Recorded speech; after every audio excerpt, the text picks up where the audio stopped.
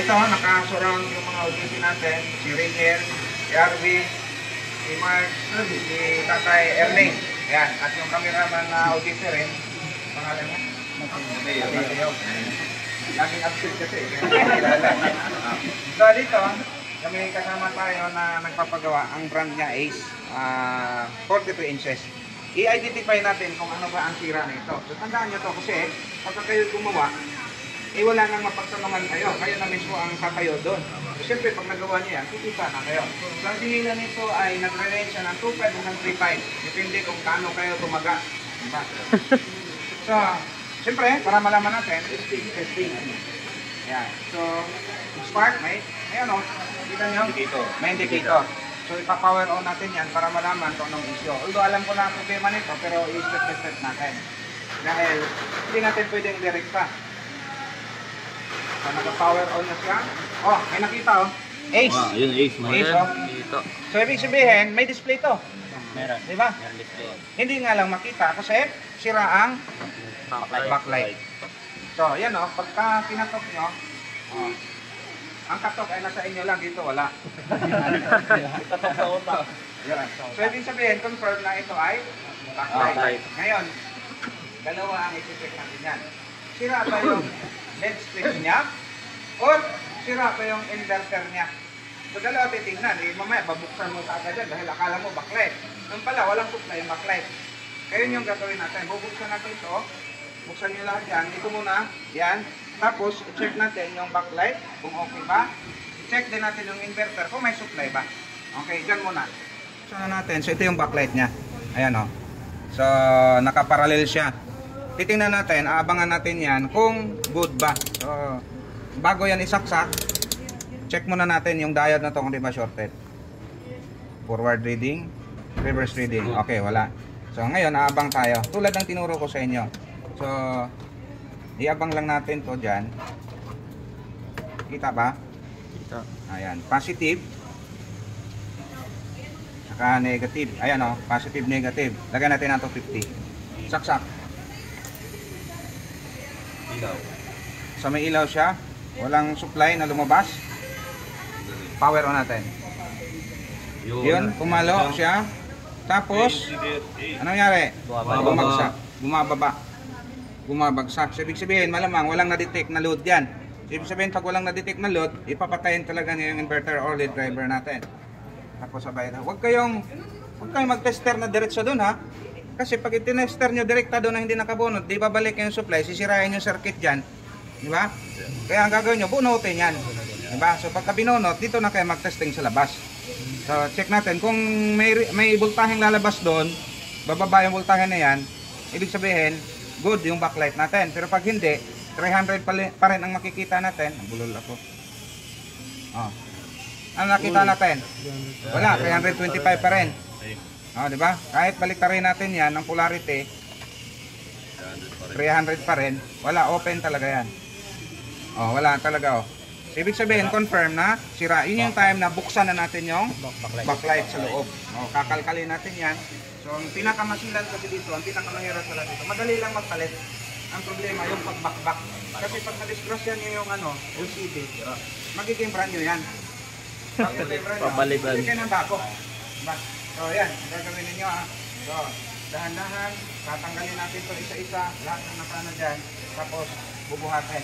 So, sa pagbuhat, siguro, hindi ko muna i-atangkin yung pagbuhat. Ako magbuhat. Titingnan nyo ako kung paano ko yun. Para masuko kayo. Kung paano ako magbuhat. Okay? Papakawalan natin to yung side na yan hanggang doon sa dulo. Tapos, tinanggalan natin to. Yan. Saka yan. Tapos, dito. So bago tayo magsusungkit-sungkit dyan, kailangan pakawalan muna natin to para hindi siya masira. Okay, tapos sungkitin natin pa isa-isa dyan, yan, paikot, nakatihaya para makawala yung LCD. Pakawalan na natin yan, yan, kapag nakawala na yan, tapos natanggal na natin ngayon yung ano niya, tornilyo. So ang sunod na gagawin yan, titihaya na natin. Dahan-dahan lang, ganyan. Hindi. Dito. Pwisto natin. Tapos yun o. Tanggal na, di ba? So, kung hindi kaya sa kamay, mag-ingat kayo kasi baka may mapwersa to. Masira. gamit ka ngayon ng pangsungkit. So yung pangsungkit natin, dapat pag nagsungkit ka, alalay lang, hindi yung sungkit kang wagas. Ayan, ilalim. Ayan o. Tapos, ganda. Dito muna. Ito muna. Ayan. Kasi mamaya, dumiritso sa ano. Ayan o. Isa muna. Ikot. Ikot yan. Ayan o. Paikot yan. Ingatan nyo na di sumabit dun sa kabila. Tapos, ayan. Ilalim. Sungkit lang. Tamang sungkit lang. Ilalim. Ayan, hindi ko makapasok. Hindi ako makapasok. Yun. Labo na ng paningin ko eh. Yun. Yan. Tapos ingatan nyo na di mabali ito. Kapag mabali mo yan, ingatan nyo na di sumabit yung ano ha, nakalaylay doon. Pag sumabit yan, tigok yan. Tigok. Eh alam ng may-ari na na-flatlightan niya to eh.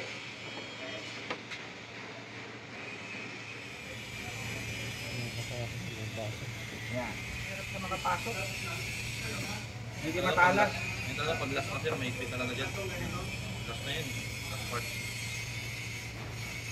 Okay. Tapos, yan, dahan-dahan, alangin doon.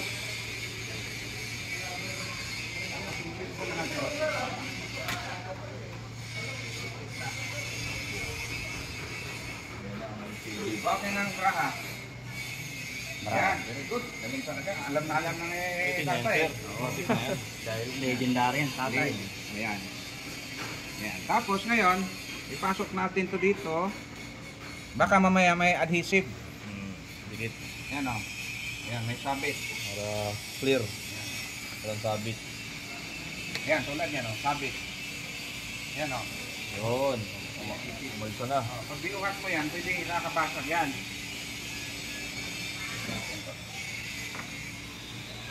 Ang pagpipintuan yan sir? Yan, sandal. O, tulad nito. O, ayan o. Tatanggalin natin yan. Kapit. Ayan. Tapos ito. Malalay lang. Ayan.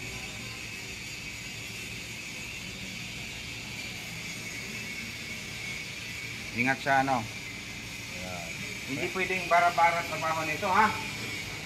Kasi pag bara-bara, edi wow. Sir, pang ano niya sir? Pam. Ay, kaya na yung technique. Ayan.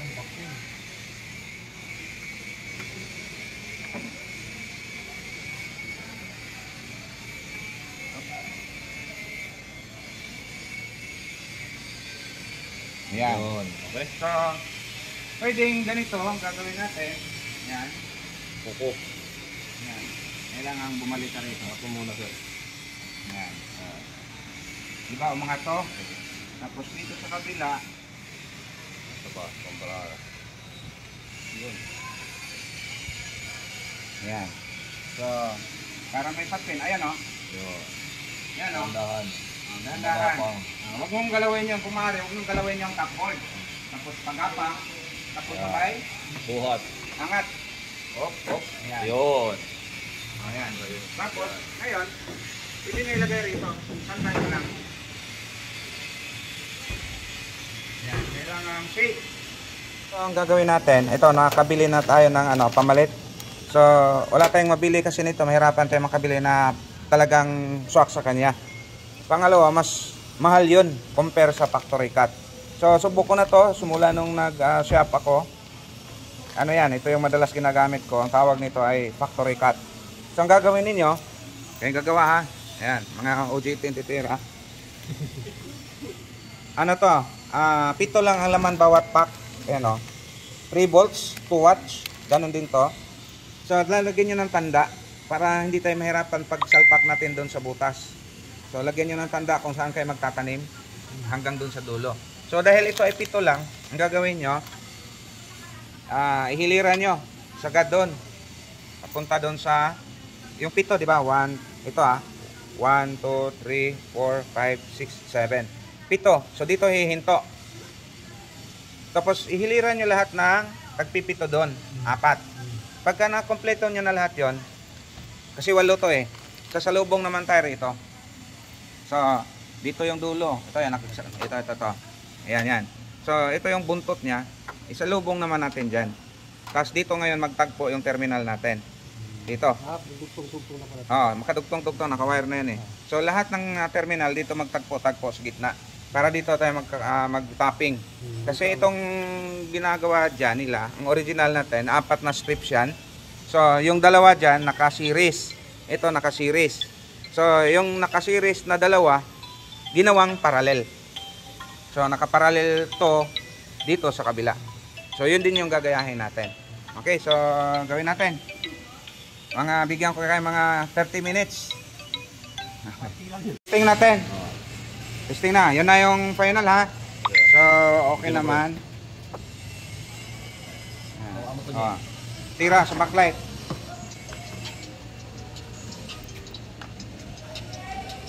Yun oh. Yun o. Oh.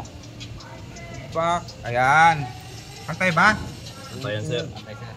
Okay, very good. So sasalpak na natin yan.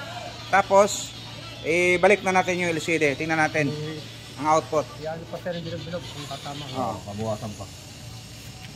Ito, kailangan i-check natin dyan sa paglapat na walang sumampa. Kasi pag yan ay may sumampa, ayun, sigurado yan. Pag takip natin mamaya o pagtaob man lang, sure ball yan, basag yan. Diba? So tatakpan na lang natin yan, tapos testing na natin. Dali, buhok ko. Okay. Ayos na. So ito na, napalitan na natin. So 4 na strips. So may problema.